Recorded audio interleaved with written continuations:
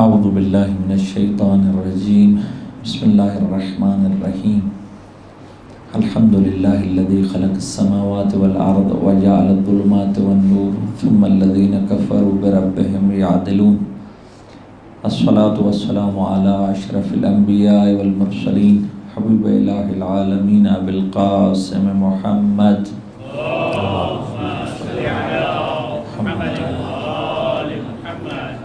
وآلہ الأطیبین الأطہرین سیما بقیت اللہ فی الأرضین روح وارواحنا العالمین لتراب مقدمہ الفدا اللہم کل ولیک الحجت ابن الحسن صلواتک علیہ وعلا آبائہ فی هذه الساعة وفی کل ساعة ولیا وحافظا وقائدا وناصرا ودلیلا وعینا حتی تسکنہ ارضک طوعا وتمتعہ فیہا طویلا وَحَبْ لَنَا رَحْفَتَهُ وَرَحْمَتَهُ وَدُعَاءَهُ وَخَيْرَهُ مَا نَنَالُ بِهِ سَعْةً مِّن رَحْمَتِكَ وَفَوْزًا عِندَكَ أما بعد فقد قال الله تبارك وتعالى في كلامه المجيد بسم الله الرحمن الرحيم ألم تر كيف ضرب الله مثلا كلمة طيبة كشجرة طيبة أصلها ثابت وفرعها في السماء درود بھیجے محمد و آل محمد کی ذات اقدس پر اللہم صلی علی محمد و آل محمد۔ خدا تبارک و تعالی ہم سب کا بچھایا ہوا یہ فرش عزا اپنی بارگاہ میں قبول و مقبول فرمائے۔ خدا تبارک و تعالی ہم سب کی توفیقات خیر میں اضافہ فرمائے۔ خدا تبارک و تعالی اس ذکر کے صدقے میں تمام مریضوں کو شفاء کاملہ و عاجلہ عطا فرمائے، اور خدا تبارک و تعالی ان ایام کے صدقے میں ہم سب کو امام حسین علیہ السلام کا حقیقی عزادار اور شیعہ بننے کی توفیق عطا فرمائے۔ ایک دفعہ مجلس کی قبولیت کے لیے درود پڑھیے گا محمد و آل محمد کی ذات اقدس پر اللہم صلی علی محمد و آل محمد۔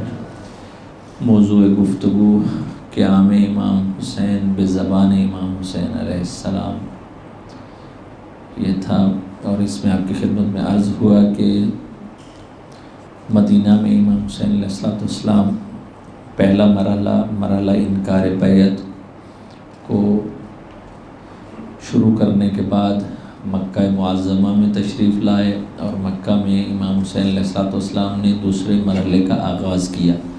اس مرحلے کا نام رکھا تھا کہ مرحلہ تبعین قیام امام حسین علیہ السلام، کہ امام حسین علیہ السلام کا جو قیام تھا اس کا ہدف اور اس کا مقصد امت تک پہنچایا جائے، یہ دوسرا مرحلہ تھا، اور امت کو بیدار کیا جائے۔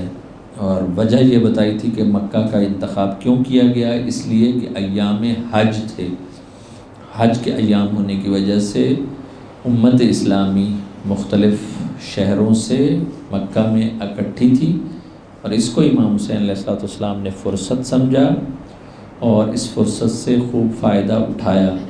امام علیہ السلام مکہ میں 125 دن رکے، اور اس رکنے کے دوران امام علیہ السلام نے خانہ کعبہ میں نماز جماعت، بہت بڑا ایونٹ ہوتا تھا، اس کے ساتھ مختلف تبلیغی مسائل اور ساری امت کا رجوع امام علیہ السلام کی طرف ہونا، اور اس کے علاوہ خصوصی ملاقاتیں اور عمومی ملاقاتیں، اور اپنے قیام کو سب پبلک تک پہنچانا۔ اور یہ بھی عرض کیا تھا کہ جو بڑے شخصیات مدینہ سے مکہ میں اس وقت تشریف فرما تھی، جناب عبداللہ ابن زبیر، جناب عبداللہ ابن عمر اور جناب عبداللہ ابن عباس، یہ سب مکہ میں تشریف فرما تھے۔ اور کل کی جو مجلس پڑھی اس میں بتایا کہ جناب عبداللہ ابن عمر اور جناب عبداللہ ابن عباس کی ملاقات امام حسین علیہ السلام کے ساتھ، اس ملاقات کا سارا خلاصہ آپ کے خدمت میں عرض کیا،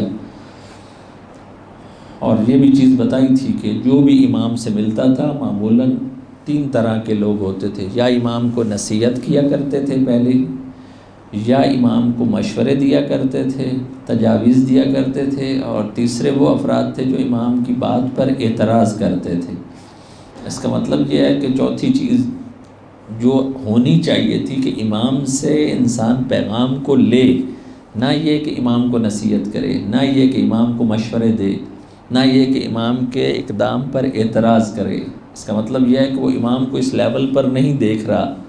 یہ بہت بڑی بدبختی تھی امت کی عدم شناخت امام تھی، امام کو صحیح پہچان نہیں رہے تھے۔ یہ بہت بڑا مصائب ہے، یہ کربلا سے کم مصائب نہیں ہے۔ اب آج بھی آپ ایک جملہ سنیں گے کہ میرے خیال میں اس پر انسان ماتم کرے۔ ایسے ایسے جملے ہیں کہ جو سید الشہداء علیہ السلام نے ہضم کیے ہیں۔ یہ زیادہ مصائب ہے۔ جو بہت بڑی روح ہو، جو بہت بڑی روح، اس نقطے کو یاد رکھیے گا، اس کے لیے جسم پر تلواریں کر چلیں ان کو وہ برداشت کر لیتا ہے، لیکن اس بڑی روح کے لیے جو روح پر ضربے لگیں وہ زیادہ سخت ہوتا ہے۔ یہ جملہ شاید مجھے اور آپ کو درک نہ ہو، اسی لیے امام کو جب بیعت کے لیے کہا جاتا ہے تو کہ فرماتے کہ اف لہذا الکلام ابدا ما دامت السماوات والارض، کہ یہ میرے اور آپ کے لیے شاید درک نہیں ہو رہا ہے، اسی لیے ہمیں لگ رہا ہے کہ نہیں کوئی چیز نہیں ہے، لیکن ایک امام جیسا شخص کہ جس کی روح اتنی بلند ہے، اس کے لیے یہ بات بھی اس کے سامنے کرنا کہ تم یزید کی بیعت کر لو، تو وہ کہتے ہیں کہ ایسے اسلام پر فاتحہ پڑھ دو۔ صحیح، تو یہ اس کا شاید احساس اس بات کا نہیں ہو پا رہا، نہ مجھے نہ آپ کو، نہ دلوا سک رہا ہوں میں آپ کو، لیکن انشاءاللہ آپ آگے بڑھیں گے تو آپ کو یہ کم از کم اس نقطے کی طرف توجہ ہوگی کہ کیا کیا ہوا، کیا کیا ظلم ہوا ہے ان 4 ماہ اور 5 دنوں میں، 125 دنوں میں جو مکہ میں امام رہے۔ تو یہ بھی بہت بڑے مصائب کے جملے ہیں، اگرچہ انہیں کوئی مصائب کے طور پر استعمال نہیں کرتا ہے، کوئی بھی تاریخ دان نہیں کرتا ہے، لیکن اگر آپ لوگ سوچیں، جیسے میں نے کہا تھا کہ قرآن صامت کی ہر آیت پر ہم رکتے ہیں، وقف اور ابتدا ہے، وقف لازم آتا ہے، لیکن قرآن ناطق کے ایک ایک خطبے پر، ایک ایک جملے پر، ایک ایک فرمان پر نہیں رکتے ہیں۔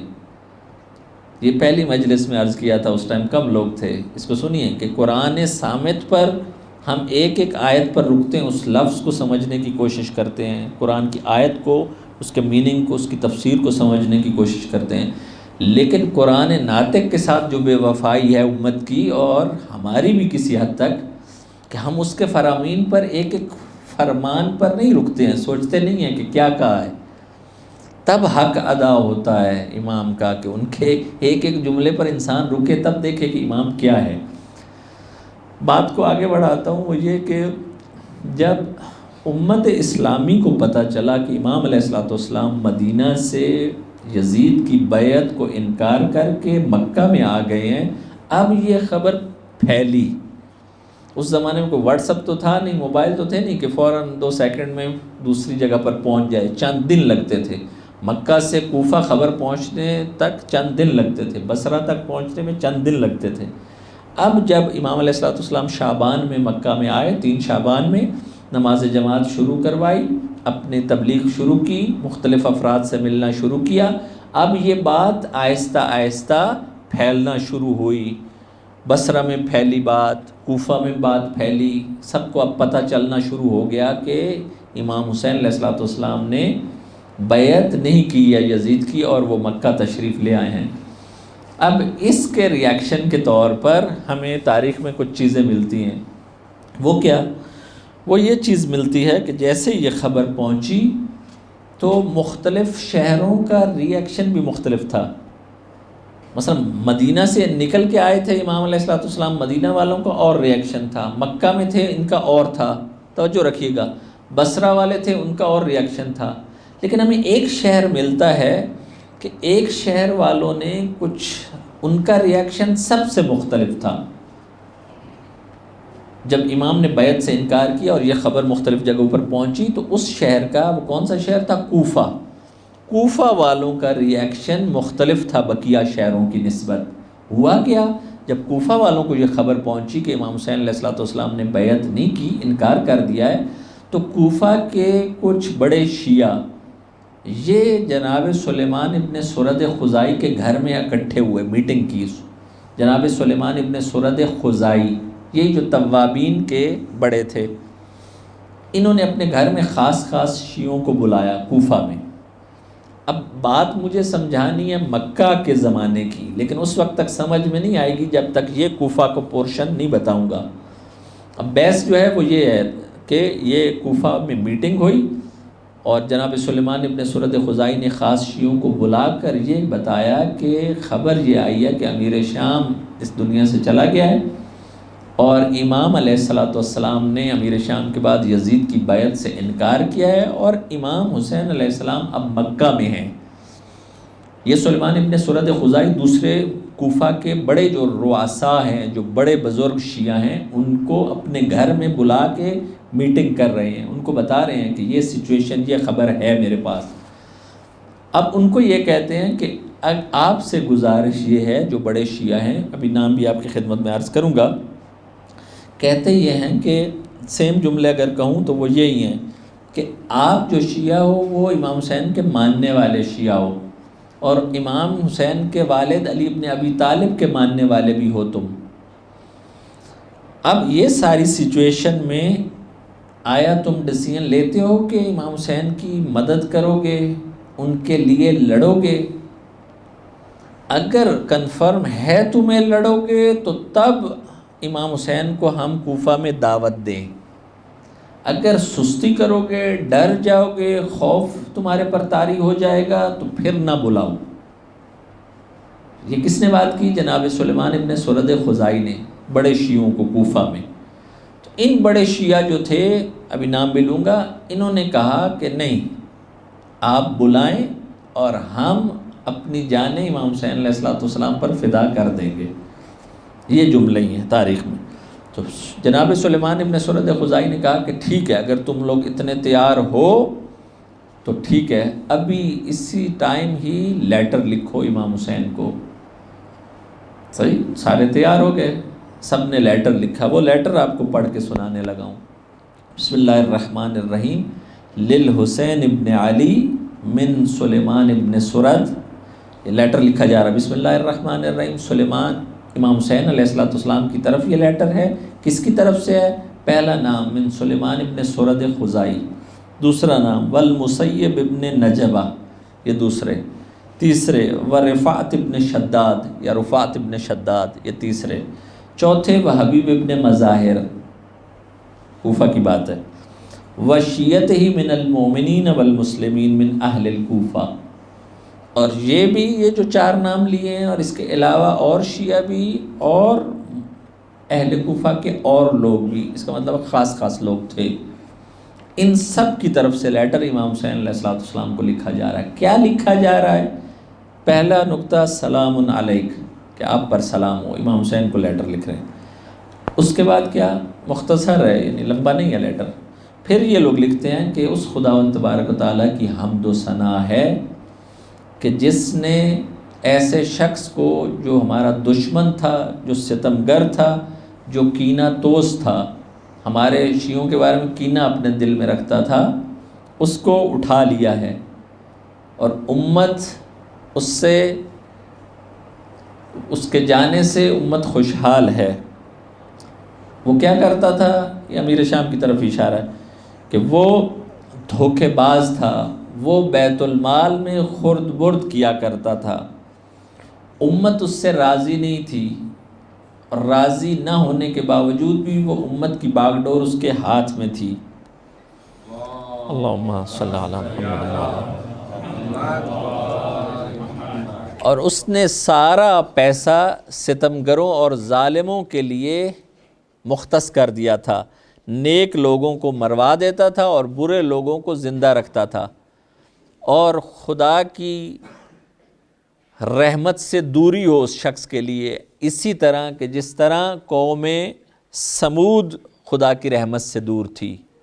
یہ انہوں نے لکھا، یہ اہل کوفہ نے امام حسین علیہ السلام کو لیٹر لکھا۔ پہلا پیراگراف یہ تھا۔ اس کے بعد ایک جملہ لکھا جو میں کہتا ہوں کہ یہ سب سے بڑا مصائب ہے، اس کو کسی نے مصائب میں کبھی ڈسکس نہیں کیا۔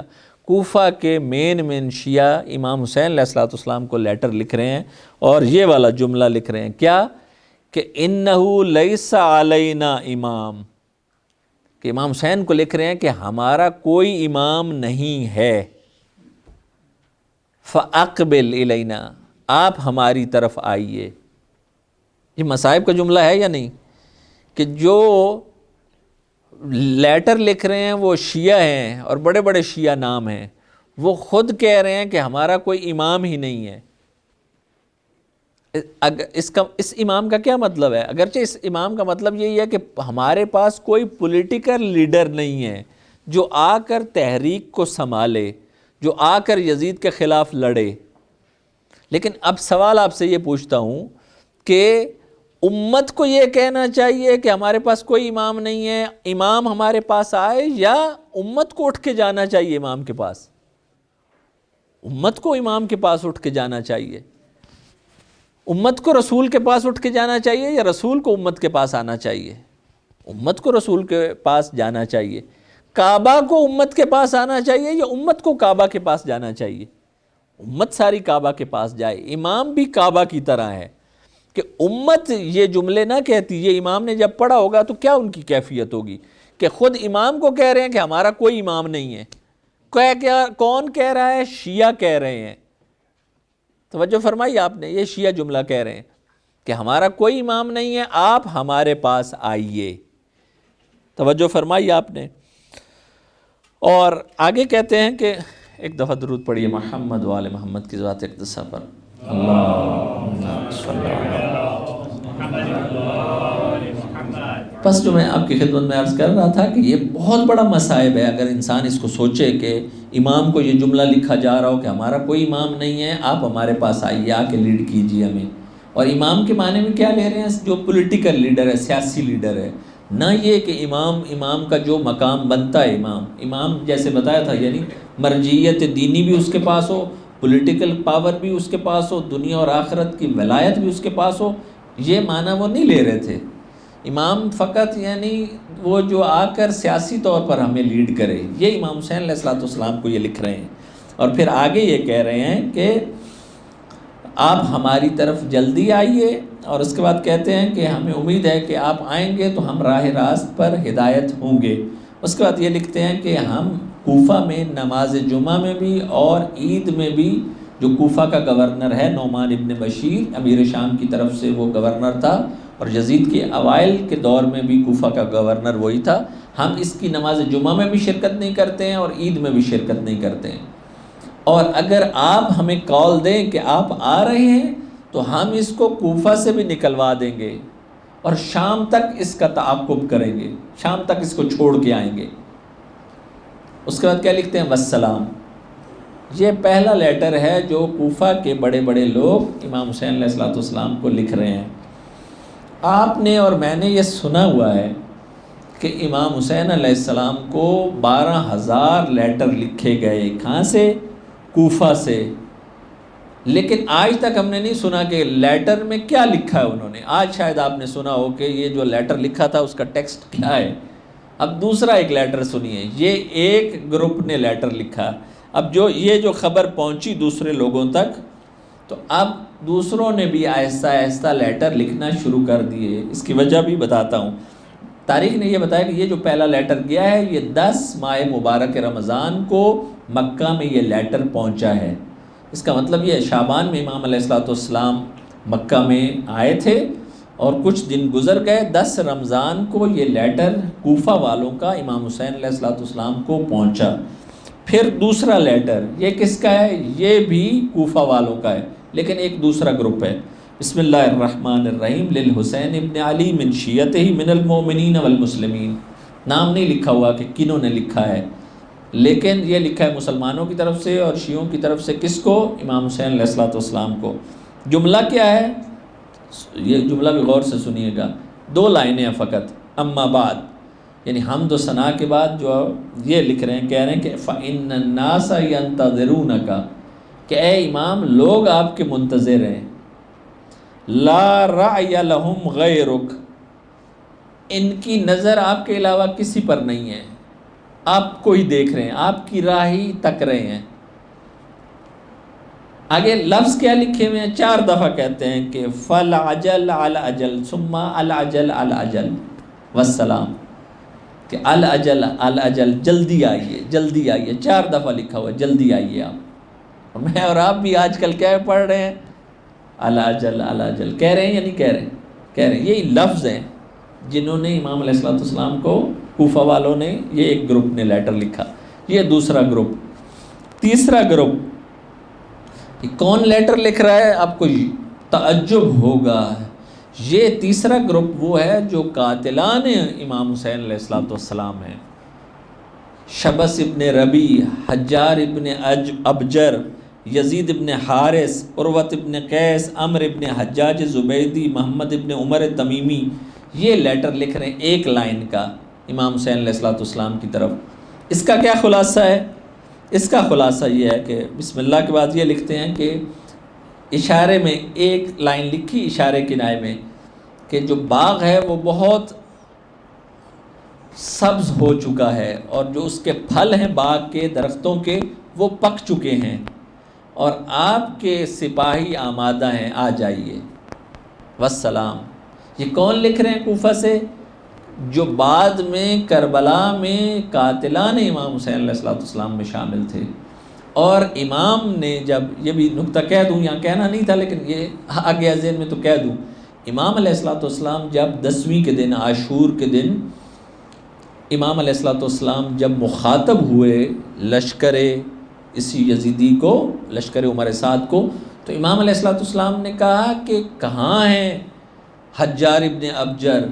اے حجار ابن ابجر، اے شبس ابن ربی، آیا تم بتاؤ کہ تم نے مجھے لیٹر نہیں لکھے تھے؟ یہ لشکر کے پیچھے چھپ جاتے تھے، فیس نہیں کرتے تھے امام کو، یہی لوگ جو لیٹر، جنہوں نے تیسرا لیٹر لکھا ہے۔ کیوں؟ یہ سامنا نہیں کر پا رہے تھے۔ یہ تھے کون؟ یہ کوفہ میں تھے، شیعہ نہیں تھے یہ، پھر نہ کہیے گا کہ آپ نے کہا شیعہ، یہ بنی امیہ کے طرفدار تھے جو کوفہ میں تھے۔ یہ شروع سے بنی امیہ کی پارٹی تھی جو کوفہ میں تھی۔ یہ لیٹر لکھ رہی ہے امام علیہ السلام کو۔ ابھی بتاؤں گا کہ کیا وجہ ہے کہ مختلف گروپ اپنا اپنا لیٹر لکھ رہے ہیں امام حسین علیہ السلام کے نام۔ بس ہمیں جو تاریخ میں ملتا ہے وہ یہ ملتا ہے کہ 12,000 لیٹر، یا 12,000، بعض نے کہا کہ 12,000 لیٹر نہیں تھے لیکن 12,000 لکھنے والے، یعنی ہو سکتا ہے ایک لیٹر ہو، نیچے سائن 1000 بندہ سائن کرے کہ ہم، میری طرف سے بھی یہ لیٹر ہے، یہ بھی ممکن ہے۔ یا 12,000 لوگوں کی طرف سے یہ لیٹر گئے امام حسین علیہ السلام کی طرف۔ امام کہاں ہیں؟ مکہ میں ہیں امام۔ اب یہ آپ لوگوں نے 3 لیٹر سنے، ابھی میں امام کا جواب نہیں دے رہا ہوں، میں صرف لیٹر جو کوفہ سے لکھے گئے امام کو مکہ کے زمانے میں، جو 4 ماہ 5 دن امام مکہ میں تھے، یہ آپ کی خدمت میں عرض کیے۔ اب ایک اگلا فیز تھوڑا سا طے کرواتا ہوں آپ کو کہ جیسے یزید حاکم بنا ہے، یزید جب حاکم بنا ہے تو امت کا ریاکشن کیا تھا؟ امت کا ریاکشن مختلف تھا۔ میجارٹی بیعت کر چکی تھی، میجارٹی یزید کی بیعت کر چکی تھی مختلف شہروں میں، مدینہ میں بھی، مکہ میں بھی، بصرہ میں بھی، اور کوفہ میں بھی، مصر میں بھی ایک میجارٹی، اکثریت بیعت کر چکی تھی۔ ایک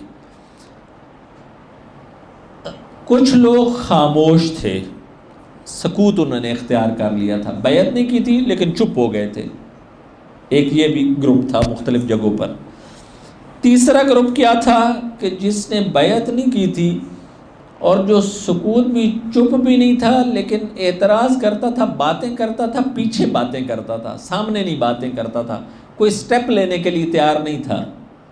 آپ نے دیکھا ہوگا سوسائٹی میں بھی ایسے افراد ہوتے ہیں کہ جن میں ہمت نہیں ہوتی ہے سامنے آ کے کسی کو کرٹیسائز کریں، پیچھے بات کرتے ہیں، پیٹھ پیچھے بات کرتے ہیں۔ ہر سوسائٹی میں یہ ہوتا ہے، کسی میں جرت یہ ہوتی ہے، مرد کی علامت یہ ہوتی ہے کہ اگر کسی کو کسی سے شکوہ ہے بھی صحیح تو سامنے آ کے علیحدہ آ کے بات کرے۔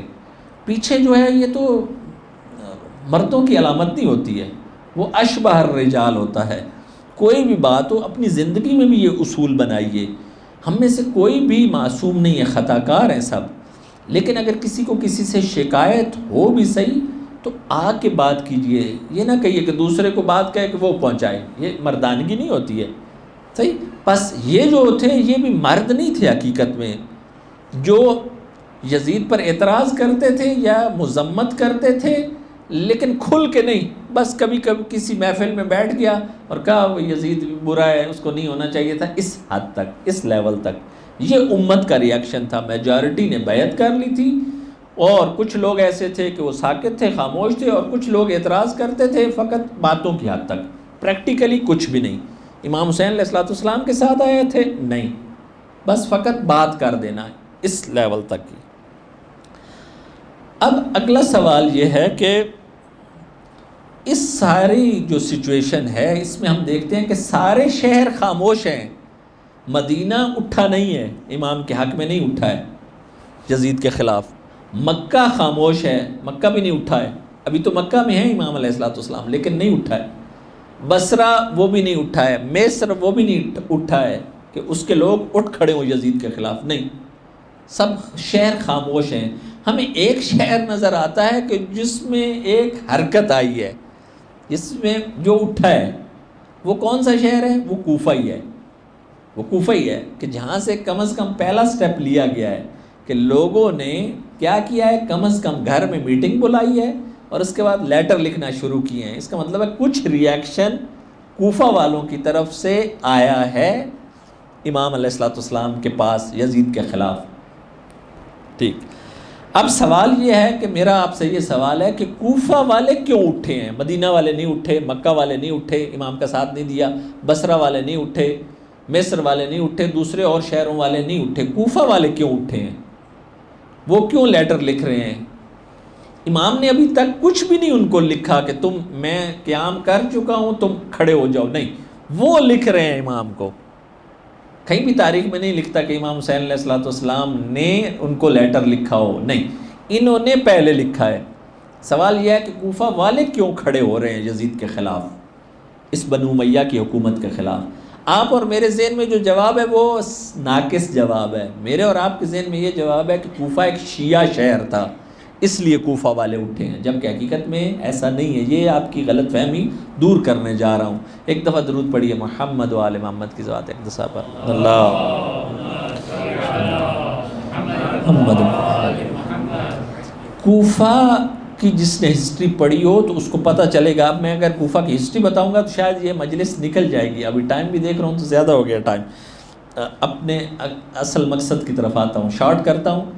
کوفہ جو تھا وہ شیعی شہر نہیں تھا، یہ یاد رکھیے۔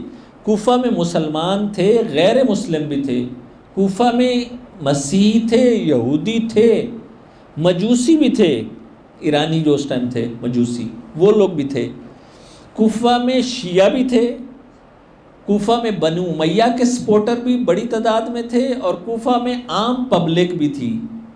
بس کوئی اگر یہ کہے کہ کوفہ شیعی شہر تھا، اس کا مطلب ہے کہ اس نے ہسٹری پڑھی نہیں ہے، اس نے ہسٹری پڑھی نہیں ہے، اسی لیے اعتراض۔ ایک آپ لوگوں نے دیکھا ہوگا کہ ناسبی بھی اعتراض کرتے ہیں کہ شیعوں نے امام حسین علیہ السلام کو بلوایا ہے اور انہوں نے ہی مارا ہے۔ یہ وہ اعتراض کرتا ہے کہ جس کو پتہ نہیں ہے۔ ایسا نہیں ہے کہ شیعوں نے بلایا ہو اور شیعوں نے ہی مار دیا ہو، غلط ہے یہ چیز۔ ہسٹری میں بھی، تاریخ میں بھی، حدیث میں بھی کہیں ایسا یہ نہیں ملتا کہ شیعوں نے بلایا ہو، شیعوں نے مار دیا ہو۔ شیعوں نے بھی بلایا ہے، بنو امیہ کے سپورٹرز نے بھی بلایا ہے، عام پبلک نے بلایا ہے، قبیلوں کے جو رئیس تھے انہوں نے بھی بلایا ہے، سب نے بلایا ہے۔ شیعہ کربلا میں مارنے والوں میں شامل نہیں ہے، لیٹر لکھنے والوں میں شامل ہے، مدد نہ کرنے والوں میں شامل ہے، لیکن مارنے والوں میں کوئی شیعہ نہیں ہے، مارنے والوں میں فقط ناسبی ہیں۔ صحیح، یہ بات یاد رکھیے گا کہ کوئی ہمیں تاریخ میں ایک بھی شیعہ نظر نہیں آتا کہ جو امام حسین علیہ السلام کو کربلا میں مارنے پہنچ گیا ہو، نہیں۔ ان کی ہمیں تاریخ ملتی کہ عمر سعد کے لشکر میں نہیں شیعہ کوئی بھی ساتھ نہیں دیا، آگے پیچھے ہو گئے ہیں۔ عمر سعد کا بھی ساتھ نہیں دیا کہ اس کو جا کے اس کو سپورٹ کر رہے ہوں۔ یہ کوئی بھی تاریخ، نہ شیعہ نہ سنی تاریخ، کسی میں بھی نہیں ہے کہ شیعہ عمر سعد کے لشکر میں شامل ہو کر امام حسین کو مارنے والوں میں سے تھے۔ یہ غلط چیز ہے، یہ جاہل بندہ یہ بات کرتا ہے، اس کو ہسٹری نہیں پتہ، جس کو نہ شیعہ بکس کا پتہ ہے نہ اہل سنت کی بکس کا پتہ ہے۔ ایک دفعہ درود پڑھیے محمد و آل محمد کی ذات اقتسا پر، اللہ۔ پس سوال دوبارہ کہ کوفہ کیوں اٹھا ہے؟ آپ کے اور میرے ذہن میں یہ تھا کہ شیعہ ہونے کی وجہ سے اٹھا ہے، تو میں نے یہ بتایا کہ شیعہ فقط کوفہ میں نہیں ہے، دوسرے لوگ بھی کوفہ میں ہیں، بنو امیہ کے سپورٹر بھی ہیں، یزیدی بھی ہیں، عام پبلک بھی ہے، مسلمان بھی ہیں، غیر مسلمان بھی ہے، شیعہ بھی ہے، یہ بات ٹھیک ہے۔ اب اگلی چیز کہ کوفہ کیوں اٹھا ہے. صحیح، یہ جو لیٹر ہم دیکھ رہے ہیں یہ اس سے بھی پتہ یہ چل رہا ہے کہ کوفہ والے اگر اٹھے ہیں تو اس کی مختلف وجوہات ہیں. ایک وجہ یہ ہے، میرا خیال میں آج ایک ہی شاید بتا پاؤں، وہ یہ ہے کہ کوفہ میں مختلف ٹرائبز تھے، قبیلے تھے، مختلف قبیلے تھے، اور ہر قبیلے کی آپس میں رقابت تھی، کمپٹیشن تھا. جیسے ہوتا ہے ہم لوگوں میں بھی دیکھ لیں، لوگوں میں بھی کمپٹیشن ہوتا ہے، فیملیز میں بھی کمپٹیشن ہوتا ہے، آپ قبول کریں یا نہ کریں ہوتا ہے. ٹھیک ہے، بندوں میں بھی کمپٹیشن ہوتا ہے اور فیملیز میں بھی کمپٹیشن ہوتا ہے. قبیلہ یعنی ایک آپ سمجھیے پارٹی، ایک فیملی، ان قبیلوں میں بھی آپس میں کمپٹیشن تھا. کیسے؟ ایک قبیلے نے اگر لیٹر لکھا ہے، یہ بات غور سے سنیے گا، یہ مین جواب ہے. ایک قبیلے نے اگر امام حسین علیہ السلام کو لیٹر لکھا ہے، اس کی خبر دوسرے قبیلے کو ہوئی ہے، اس نے کہا ہے کہ ایسا نہ ہو کہ یہ قبیلہ لکھے اور بعد میں امام حسین علیہ السلام آ جائیں، یہاں کی حکومت سنبھال لیں، وہ کہیں گے کہ اس قبیلے نے مجھے لیٹر لکھا تھا، تم نے کیوں نہیں لکھا. اس لیے دیکھا دیکھی میں دوسرے قبیلے نے بھی لیٹر لکھنا شروع کر دیے. یہ جو 12,000 لیٹر ہیں یہ شیعوں نے نہیں لکھے، فقط یہ لوگوں نے دیکھا دیکھی میں لکھے ہیں. ایسا نہ ہو کہ فلاں قبیلے کو پوسٹ مل جائے، ہمیں پوسٹ نہ ملے. حضرت مسلم علیہ السلام کی بیعت کرنے والے کتنے لوگ تھے؟ 18,000 سے 40,000 تک. آیا سارے شیعہ تھے؟ نہیں، قطعاً شیعہ نہیں تھے سارے. کیوں؟ کیونکہ ایک قبیلے نے بیعت کی، وہ بھی فوراً دوسرا قبیلہ بھاگا. انہوں نے کہا یہ نہ ہو کہ کل کو پوسٹ ان تک آ جائے، سب ان کی حکومت آ جائے، یہ کہیں گے کہ پھر تم لوگ کہاں تھے پہلے، جیسے ہوتا ہے دنیا میں. اس لیے یہ ایک بڑی وجہ ہے کہ اگر کوفے والے آپ کو لگ رہا ہے کہ اٹھے ہیں، وہ ایک قبیلے نے اگر قدم بڑھایا، دوسرا قبیلہ والا اس کے آپس میں کمپٹیشن کی وجہ سے امام کو دعوت دے رہا ہے اپنی طرف. بس پہلی وجہ یہ ہے، اور بھی مختلف وجوہات ہیں. مثلا کیا؟ اب ایک چیز یہ بھی بتاتا ہوں کہ جیسے اشارہ کیا کہ بعض اوقات جو ہے وہ مختلف قبیلوں میں کمپٹیشن ہے، بعض اوقات مختلف لوگوں میں کمپٹیشن ہے. جیسے مثلا بتایا کہ گروہوں میں کمپٹیشن ہے. مثلا یہی جو تھے شیعہ اگر لکھ رہے ہیں تو اگر خبر بنو امیہ کے طرفداروں کو ملی ہے، ان کو بھی پتہ چل رہا ہے کہ اب وہ جو ہے امیر شام والی جو گرپ ہے وہ یزید کی گرپ نہیں ہے کوفہ پر. ٹھیک، اب ان کو پتہ چل رہا ہے کہ یہ جو ہے گورنمنٹ یہاں کی گئی. نعمان ابن بشیر جو ان کا گورنر تھا وہ بھی ڈھیلا بندہ تھا، وہ بھی اسٹرکٹ نہیں تھا. اب لوگوں کو پتہ تھا کہ یہ گیا. اب گیا اس لیے انہوں نے، ایسے لوگوں نے بھی کہ جو خود بنو امیہ کے لوگ تھے، جو ایک طرف یزید کو لیٹر لکھ رہے ہیں کہ یہ جو تمہارا گورنر ہے یہ بہت ڈھیلا بندہ ہے، اس کو چینج کرو، دوسری طرف امام حسین علیہ السلام کو لیٹر لکھ رہے ہیں کہ آپ آئیے. کیوں؟ اپنے فائدے کے لیے. ان کو کچھ غرض نہیں ہے امام حسین علیہ السلام سے، ان کو کچھ لینا دینا نہیں ہے امام سے. یہ یاد رکھیے گا بات، یہ آپ کے پاس مین چیز ہونی چاہیے، یہ سب کو پتہ ہونا چاہیے کہ اگر کوفہ اٹھ رہا ہے تو اس کوفہ کے اٹھنے کی وجہ قبیلہ ازم ہے، کوفہ کے لوگوں کی. یہ کربلا تب سمجھ میں آئے گی آپ کو. اگر ہسٹری پڑھیں تو کوفہ والوں کی فرسٹ پریارٹی قبیلہ ہے، سیکنڈ پریارٹی پولیٹکس ہے، تھرڈ پریارٹی ریلیجن ہے. دین نام کی کوئی، دین فقط ٹول ہے ان کے لیے، دین نام کی کوئی چیز نہیں. آپ سمجھیں کہ دین کی وجہ سے وہ امام حسین علیہ السلام کو لیٹر لکھ رہے ہیں، نہیں. قبیلے کا رئیس لکھ رہا ہے، قبیلے والے ساتھ ہیں کہ لکھو ہمارا فائدہ ہوگا.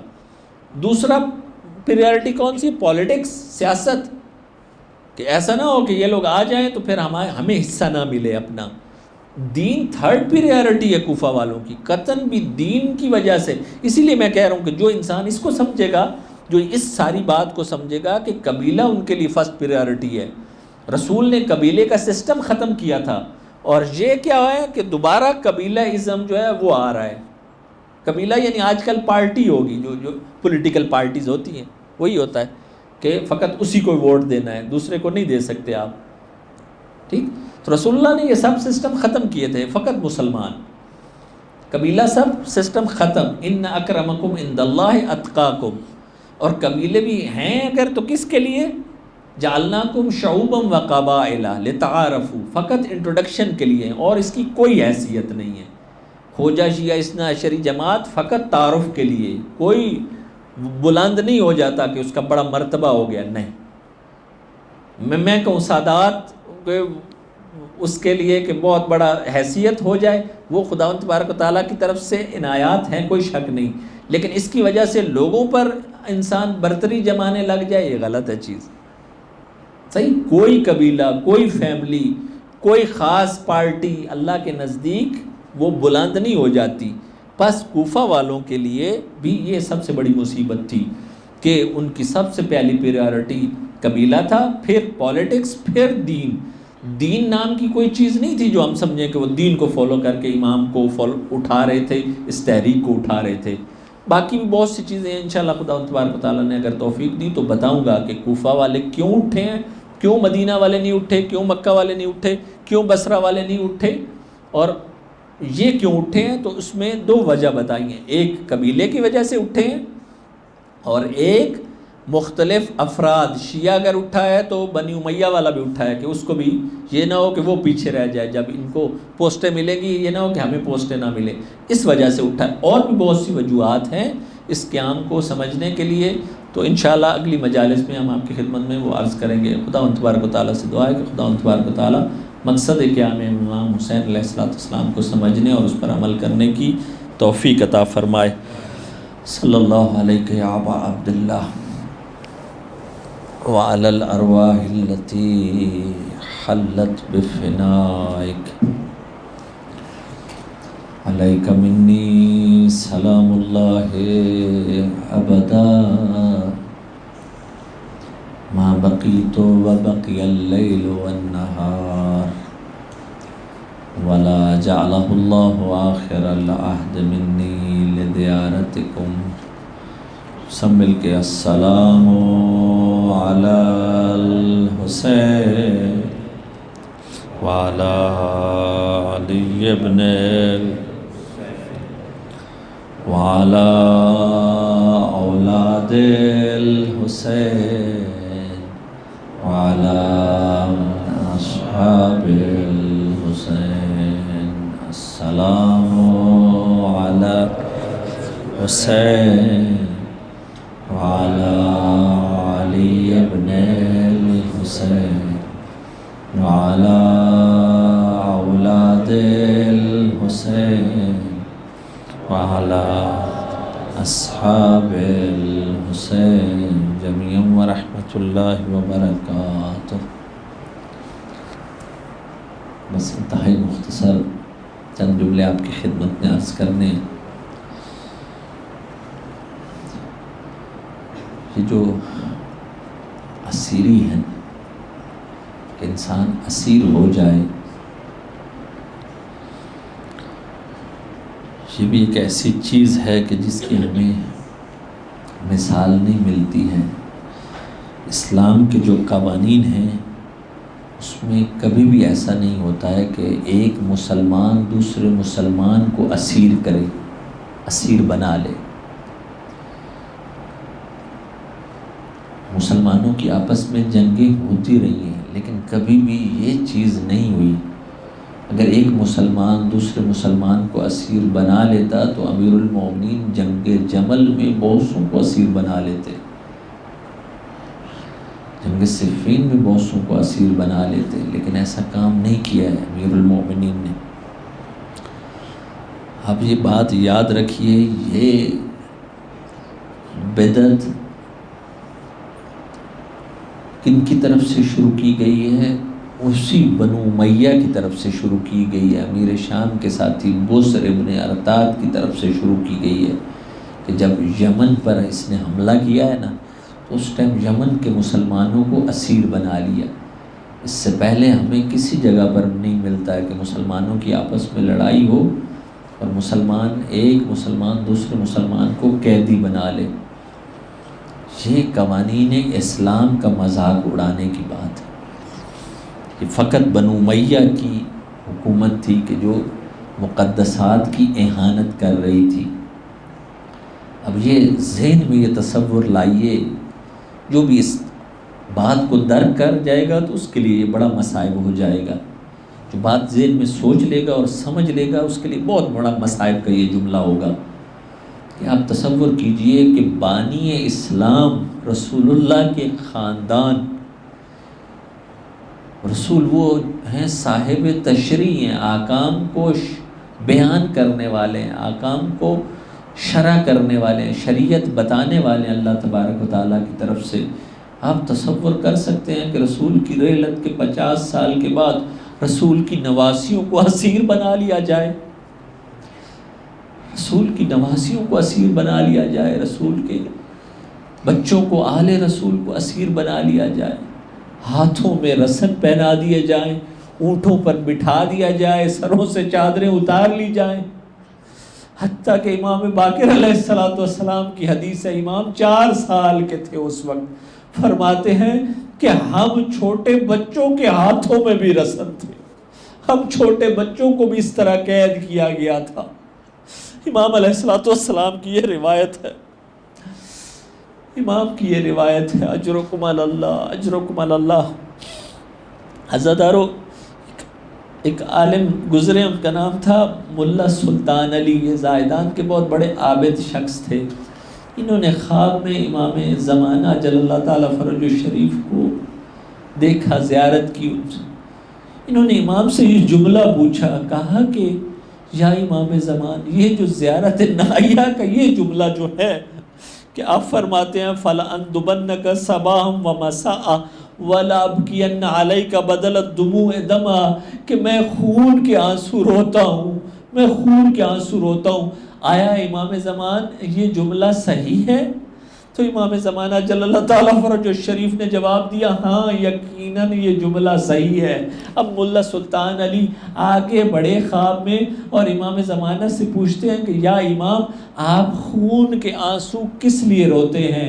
امام سے پوچھتے ہیں شاید آپ اس لمحے کو یاد کرتے ہوں گے جب کربلا میں 10 محرم کو عصر عاشور سے پہلے، ظہر عاشور کے بعد، جب حسین کا علی اکبر میدان میں گیا اور میدان میں جانے کے بعد جب جنگ لڑ لی، اب جب پیاس نے ستایا، اپنے بابا کے پاس آ کر کہا کہ یا ابت العطش قد قتلنی، کہ بابا جان پیاس مارے دیتی ہے۔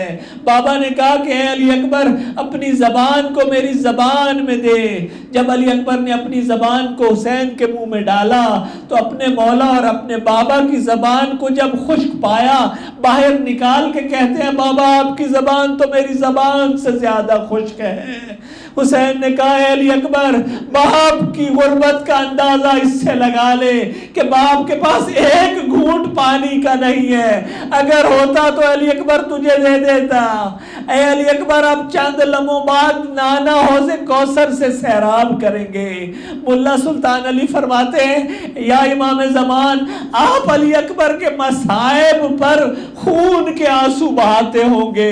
امام زمانہ نے جواب دیا کہ ملا سلطان علی، یقیناً علی اکبر کا مصائب حسین کے لیے سخت تھا، لیکن اس وجہ سے میں خون کے آنسو نہیں بہاتا ہوں۔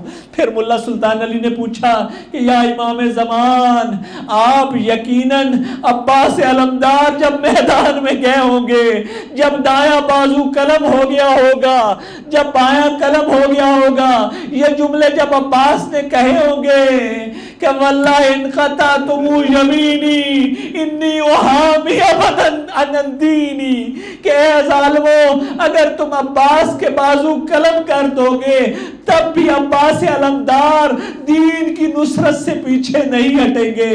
اب جب عباس نے یہ جملے کہے ہوں گے، اب جب نیزہ لگا ہوگا، عباس جب زمین پر آئے ہوں گے، 2 بازو کٹ چکے تھے، پتہ نہیں کس طرح عباس دین سے زمین پر آئے۔ یا امام زمان، آپ اس مصائب پر خون کے آنسو روتے ہوں گے۔ امام زمان نے فرمایا کہ عباس کے مصائب بھی بہت سخت تھے، عباس کے مصائب اتنے سخت تھے کہ ہماری دادی فاطمہ زہرا بھی گریہ کرتی ہوں گی، لیکن میں اس لیے بھی خون کے آنسو نہیں روتا ہوں۔ پھر ملا سلطان علی نے یہ فرمایا کہ یا امام زمان، آپ یقیناً اس لمحے کے لیے روئے ہوں گے جب حسین نے دائیں دیکھا ہوگا، بائیں دیکھا ہوگا کوئی بھی نہ پایا ہوگا، اپنے ششمائے کو ہاتھوں میں لیا ہوگا اور اشقیاء کے پاس آئے ہوں گے اور یہ جملہ فرمایا ہوگا ان لم ترحمونی فرحموا ھذا الردی، کہ اگر میرے پر رحم نہیں کرتے ہو اس ششمائے پر رحم کر لو۔ اشقیاء نے جب جواب دیا 3 شاخوں والا تیر علی اصغر پر چلایا، ایک کان سے لگا دوسرے کان سے نکل گیا۔ یا امام زمان آپ اس مصیبت پر خون کے آنسو روتے ہوں گے۔ امام حسن نے فرمایا یہ مصیبت میرے جد حسین کے لیے بھی انتہائی سخت تھی، لیکن میں اس کے لیے بھی خون کے آنسو نہیں بہاتا ہوں۔ پھر ملا سلطان علی نے پوچھا یقیناً آپ عصر عاشور قتل گاہ کے مصائب پر گریا کرتے ہوں گے، قتل گاہ کے وہ مصائب جب میرے آقا اور مولا زمین پر تھے، شمر کے ایک ہاتھ میں خنجر تھا، دوسرے ہاتھ میں میرے مولا کا سر تھا اور میرے مولا کا یہ سر تن سے جدا کر رہا تھا۔ ملا سلطان علی نے کہا یا امام زمان آپ یقیناً اس لمحے کے لیے خون کے آنسو روتے ہوں گے۔ ملا سلطان علی کو امام زمان نے فرمایا کہ یہ مصائب بھی ہمارے لیے انتہائی سخت تھا، کوئی شک نہیں ہے، لیکن میں اس کے لیے بھی خون کے آنسو نہیں روتا ہوں۔ لیکن جب پوچھا گیا کہ اے آقا اے مولا امام زمان آپ خود ہی بتائیے کہ آپ کس مصائب پر خون کے آنسو روتے ہیں، میرے آقا نے میرے مولا مہدی نے یہ جواب دیا کہ اے ملا سلطان علی یہ سب مصائب بھی جگر پھاڑتے ہیں، لیکن ایک مصائب ایسا ہے جو مجھے خون کے آنسو رلاتا ہے۔ وہ مصائب کون سا ہے؟ امام زمان فرماتے ہیں میری دادی زینب کی اسیری، میری دادی زینب کی اسیری، میری دادی کے ہاتھوں میں رسن ہے اور اونٹ پر بیٹھی ہے، بے پالان اونٹ ہے، اور پھر کوفہ و شام کے درباروں میں آنا، جب میں یہ دیکھتا ہوں میں خون کے آنسو روتا ہوں۔ لا لعنت اللہ علی القوم الظالمین۔